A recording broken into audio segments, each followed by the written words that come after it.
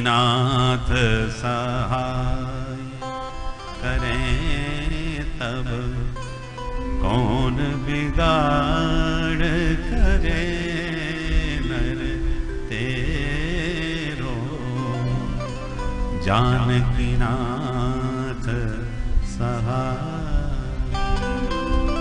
गोस्वामी जी का पद है। काशी नरेश के ऊपर बड़ा भारी मृत्यु योग आया। ज्योतिषियों ने कहा बच पाना असंभव है, बहुत खतरनाक ग्रह आपके कुंडली में आ गए एक साथ। तो घबरा गए बेचारे। गोस्वामी जी की बड़ी प्रसिद्धि थी, तो उनसे जाके कहा महाराज बहुत खतरनाक योग आ रहा है मेरे जीवन में, आप बताओ मैं क्या करूं। तब गोस्वामी जी ने कहा राहु केतु की नाही गम्यता, शुक्र शनेश्वर होत सहेरो, जानकी नाथ सहाय करें तब कौन बिगाड़ करे नर तेरो, जानकी नाथ सहाय। जब जानकी नाथ कृपा करेंगे तो कोई शुक्र शनेश्वर कुछ नहीं बिगाड़ेगा, आप निश्चिंत होकर भजन करो। तो कहने का तात्पर्य यह है कि मृत्यु के भय से विनिर्मुक्त रहना चाहो तो उस मालिक का स्मरण करते रहो, उससे नाता जोड़ के रखो। 24 घंटे में 1 घंटा तो उसको दो। भाई किसी भी बड़े अधिकारी से आप कभी राम राम ना करो, ना कभी मिलने जाओ, ना कोई बात, और फिर संकट आवे फिर आप उन्हें के पास जाओ तो कहे बड़ा स्वार्थी आदमी है, राम राम कभी करता नहीं, आता जाता कभी है नहीं, समस्या ले ले करके रोज आ जाता है।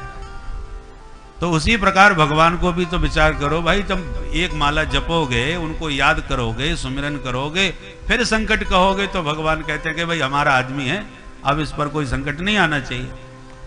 पर केवल संकट में ही याद करो और वैसे कभी सीधे भगवान का कभी स्मरण न करो तो भगवान नहीं समझेंगे कि कितना स्वार्थी आदमी है। बोलो राधे राधे। तो महाराज ये बताओ, हमको ध्यान व्यान कुछ आता नहीं है, भगवान में मन लगाएं तो कैसे लगाएं? तब सुखदेव जी कहते हैं परीक्षित पहले 4 बातों का अभ्यास करो तब मन लगेगा ठीक से। कौन कौन सी? जितासनो जितश्वासो जित संगो जितेन्द्रियः, स्थूले भगवतो रूपे मनः संधारये धिया। मन लगाने से पहले कुछ साधन करो। जितासन, आसन सिद्ध होना चाहिए। पद्मासन में रीढ़ की हड्डी सीधी करके बैठने का खूब अभ्यास करो, क्योंकि ये रीढ़ की हड्डी जितनी स्थिर सीधी होगी उतना ध्यान बढ़िया लगेगा, एकाग्रता बने। आसन सिद्ध होना चाहिए, क्योंकि आसन सिद्ध यदि नहीं होता तो थोड़ी देर हमने ध्यान लगाया, बैठे 5 मिनट में कमर दुखने लगी, फिर घुटनों में दर्द होने लगा, फिर पैर पसारने लगे, तो पूरा ध्यान तो शरीर में ही पड़ा हुआ है। शरीर से ऊपर उठे तब तो भगवान में ध्यान लगे, इसलिए आसन सिद्धि होनी चाहिए। दूसरी बात, जितश्वास, प्राणायाम का खूब अभ्यास करो। श्वास का संबंध मन से है। आप देखिए मन में आक्रोश आ जाए तो श्वास की गति भी तेज हो जाती है, गरम गरम श्वास निकलने लगती है। इसलिए श्वास पर जब तुम्हारा संयम हो जाएगा तो मन भी केंद्रित होने लगेगा। इसलिए प्राणायाम परम बलम, मन को निग्रह करने से पहले प्राणायाम का भी अभ्यास करो। तीसरी बात, जित संग, संसार से थोड़ा असंग रहने का अभ्यास करो। एकांत सेवन करने का प्रयास करो, ध्यान एकांत में लगे, और उस समय जब भगवान के ध्यान में बैठो तो जगत को एक क्षण के लिए बिल्कुल निकाल दो, पूरी तरह से भगवान के बन के बैठो। होता क्या, हम केवल क्रिया मात्र करते, मंदिर में जाएंगे, आरती करेंगे, अगरबत्ती घुमाएंगे, तेरा तुझको अर्पण, अरे नाश्ता बन गया क्या, जल्दी से लाओ, लेट हो रहा। तो नाश्ता में, दुकान में, दुनिया भर में ध्यान इधर उधर घूम रहा है, क्रिया केवल कर रहे हैं, घंटी बजा के, आरती घुमा के। तो ये क्रिया मात्र शरीर से न रहे। जब भगवान के सामने बैठो, भले ही 10 मिनट बैठो, पर जितनी देर बैठो भगवान के हो के बैठो। उस समय संसार से बिल्कुल असंग हो जाओ।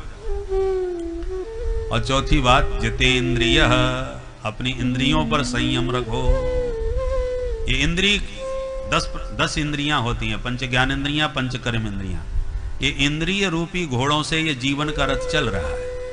अब इन घोड़ों को आपने स्वच्छंद कर दिए तो ये घोड़े अपनी अपने ढंग से चलेंगे और न जाने किस गड्ढे में ले जाके तुम्हें गिराएंगे। इसलिए जो घोड़ा गड़बड़ करे रथ का, उसी में हंटर पड़े तो फिर सब घोड़े सावधान हो जाते हैं। उसी प्रकार ये इंद्रिय रूपी, देखो घोड़ा आपके अनुसार चलें, आप घोड़ों के अनुसार रथ को थोड़ी चलाओगे। घोड़े मनमुखी चलेंगे तो रथ तो न जाने कहां से कहां पहुंचेगा। देखना इंद्रियों के न घोड़े बढ़े, इनमें हरदम ये संयम के कोड़े पड़े।